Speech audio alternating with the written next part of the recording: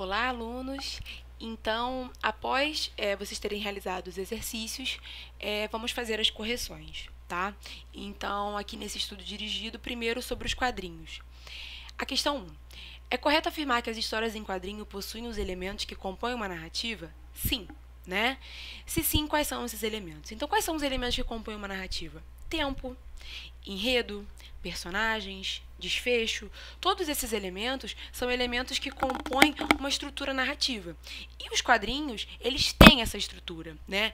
Por mais que eles tenham o amparo do textual e do visual, eles apresentam todas essas estruturas, mesmo que elas não estejam apenas textualizadas, mas elas estejam visualizadas. Mas elas apresentam todas essas estruturas, tá?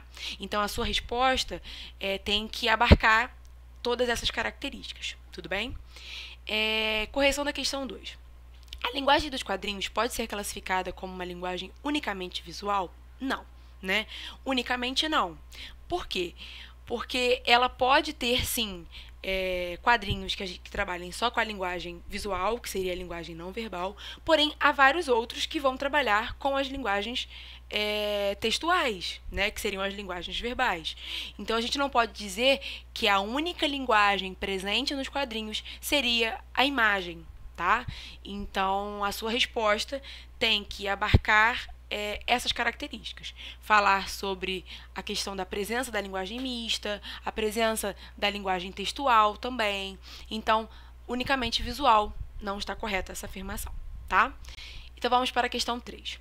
É correto afirmar que os balões são responsáveis por transmitir diferentes ideias? Sim, nós vimos diversos tipos de balões, né? Como eu falei anteriormente na aula, a gente tem o balão de fala, que ele tem uma estrutura, né, muito característica. A gente tem o balão de pensamento, a gente tem o balão de sussurro, quando o personagem fala baixo, que tem diversos tracinhos que indicam que ele está falando baixo, né? Então, se sim, apresente um exemplo de balão utilizado nesse gênero em sua resposta.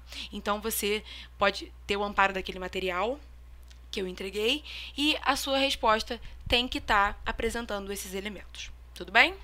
Então, vamos agora sobre os provérbios agora. Questão 4. É correto afirmar que os provérbios apresentam ideias relacionadas a planos universais da nossa vida? Sim, sim. Até uma das características dos provérbios é essa, né?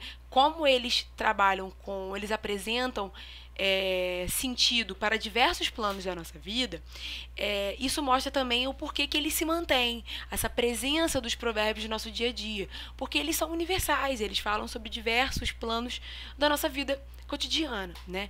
E se sim, cite um exemplo de um provérbio conhecido por você, empregado em alguma situação do cotidiano. Então, aqui vai ficar a sua pesquisa, né? Você vai pesquisar, citar um exemplo e pensar em que situação do seu cotidiano, da sua vida, né, você poderia utilizar aquele provérbio para transmitir uma mensagem, ou aquele provérbio poderia ter sido utilizado para você para transmitir uma mensagem, tá? Então, para sua resposta estar completa, você tem que responder essas duas questões aqui, tá?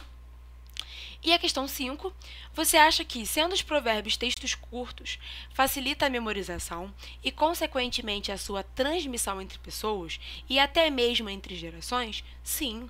Né? Os provérbios, eles sendo textos curtos, eles transmitem mensagens muito rápidas, né? São mensagens diretas, rápidas, por mais que eles utilizem metáforas, né? Por exemplo, o provérbio água mole em pedra dura, tanto bate até que fura, que mostra a questão do esforço. Quanto mais você se esforça, mais você consegue, né? Uma hora você consegue o que você quer.